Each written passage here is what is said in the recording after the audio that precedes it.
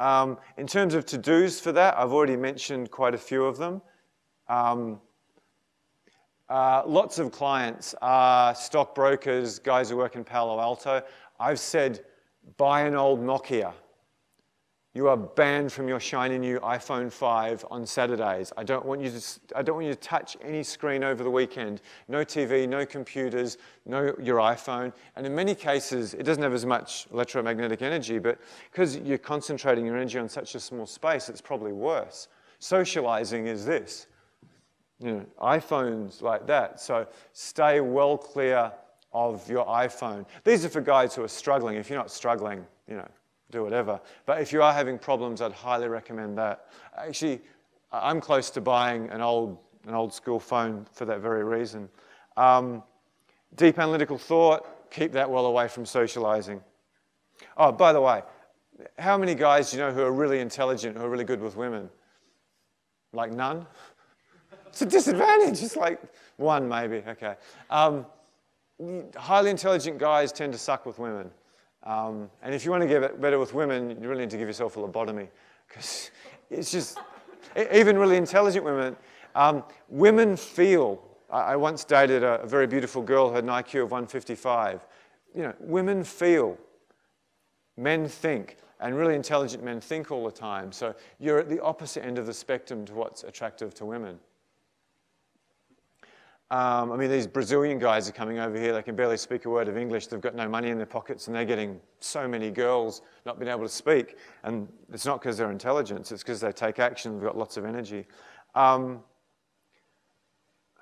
got to be careful with this. If you've got toxic friends, ditch them or minimize your exposure to them, because, you know, who here has gone out approaching girls with a guy who's negative, who talks game all the time? How well do you do? You might as well go home. Forget it. You've got to go out with positive people. So stay away from them, because they can. If I've got a boot camp with 4 or 6 students on it, and one of them has a lot of negative energy. I don't mean he's nervous. That's one thing. I deal with that all the time. But like a lot of negative energy, he's not a nice person. He doesn't like the world. Oh man, that just kills me.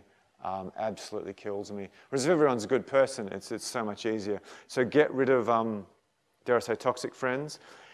Improv classes. That was one of the best things I ever did. All I've done in my life is a week of improv, and that transformed my conversation skills and so much with women. Salsa as well. I haven't used that much myself, but I highly recommend that. Cool. The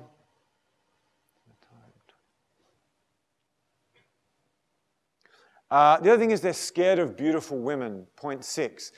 There's very good evolutionary biological reasons why we're scared of beautiful women. Basically, if you get a really attractive woman, you're scared that someone in society who's a lot more powerful than you, back in village times, you know, the village head or the village warrior, generally the most attractive women are the possession of the football players or the corporate executives. So we're scared from our, you know, village life brain or ancestral brain that when we get a hot woman, someone's going to come with his mates and sticks and killers. So there's real reasons you're scared of that. I don't think that's going to happen too much in Sydney. Certainly not around Surrey Hills, I can tell you that. Someone might send a really mean tweet about you or something. That's about the worst that's going to happen. The second thing is in the little village life, where there's about, has anyone here visited a village in a third world? Lived there for a few nights? It is one of the greatest things I've ever done in my life. I highly, highly recommend that. You know, Thailand, Indonesia, you can get one close by, particularly one if it's a Buddhist country. Anyway, village life. You're in a village of 50 people, and you know, there might be 2 hot girls of childbearing age. If you approach one of them and do a lousy job, guess what happens? That James guy, he's such a dork, he came up to me and he tried this and he so wanted to fuck me, but he was so hopeless. That's reality of what happens. So our brains have processed, if I do a bad approach, there ain't going to be any little Jamies running around the world ever. I'm wiped out. So there's very good reasons why you are scared of women, and to some extent your battle is to overcome them. But what's the population of Melbourne? 3.5 million? Doesn't apply at all. I mean, it's just not even important. Okay, if you're scared of beautiful women, I would highly, highly recommend. I used to say, if you want to have sex with 10s, first, wherever you start, date a 6, then date a 7, then date an 8, then date a 9, then date a 10, roughly. Now what I say is make friends with a 10. It's almost near, unless she's really close to your social group, it's nearly impossible to actually have a 10 as your girlfriend unless you really, really, really understand women. Maybe if you're a cocaine dealer, but he probably really understands women. It's nearly impossible. So you've got to find the quickest way to get that knowledge. And, you know, us guys can certainly help you, but just make friends with a really, really beautiful woman and you'll learn so much because they grow breasts when they're, whatever it is, 14, and they just walk around on this red carpet. It's the strangest thing ever, and all these wonderful things happen to them, and you know they might achieve in study or law or sport, but no one cares because they're just hot. So it must be really hard for beautiful women because it's just such a weird life. All these things are just given to you for no reason at all. If you're a professional athlete or something, you've worked really hard before you get onto that red carpet, whereas she just grew breasts one summer and suddenly. And yeah, the psychology of beautiful women is absolutely fascinating.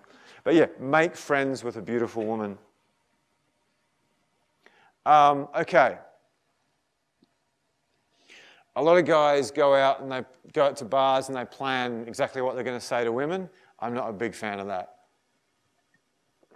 What I am a fan of is planning your dates. If you're quite good already and you want to get dramatically better with women, the number one thing you can do is plan your dates, which I might call logistics. Does anyone want to pick a city? You can pick it. New York, Sydney, Thailand, India, Melbourne. New York. I was living in New York for a while, and I had an apartment, a bedroom on the Lower East Side. And one time I was doing acting there, another time I was there with two or three other times I was there with Charisma Arts. And I met quite a few girls through boot camps and this sort of thing. And every girl I met, I took her to the same place. It was this really funky cafe where everyone had piercings and tattoos. And I sort of walked in there with a Ralph Lauren polo shirt. I was completely out of water. I was really nice to staff. I tipped them well. And I'd bring these girls who thought I was some sort of low-grade yuppie.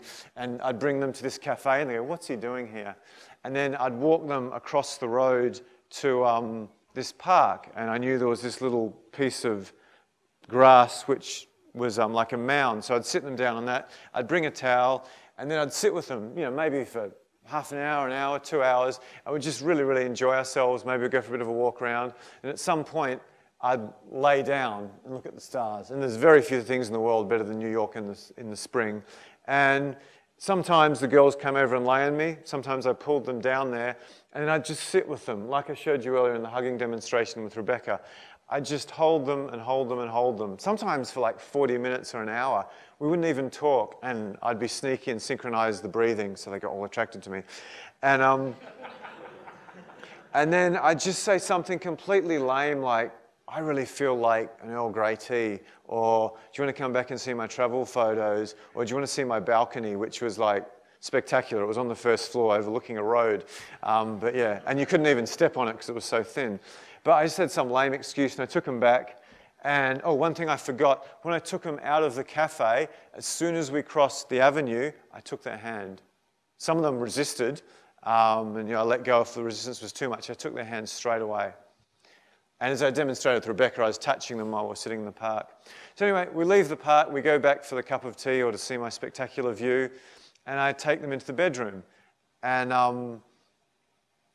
I sit them down on the bed and I let them take the bit beside the wall, and we just talk and talk and talk and talk, and I hold eye contact. I make no effort to do anything. And in most cases, the girls tried to kiss me. Do any of you see anything strange with my story so far? Yes? Specifically, what haven't I done? What's the girl hoping I'll do with a nice date like that? Very good. We don't have chocolates to give people. Yeah, make out with her. So she's met me. We've spent this lovely 2, 3, 4, 5 hours or hour together, and she obviously likes me. She's going out on a date with me. By the way, if a girl goes on a date with you, she likes you, okay? Write that down. Underline it. Even if she wants a free dinner, she's probably not going to put up with you for an hour and a half, uncomfortable just to get some free food. So I've taken her through this whole journey, and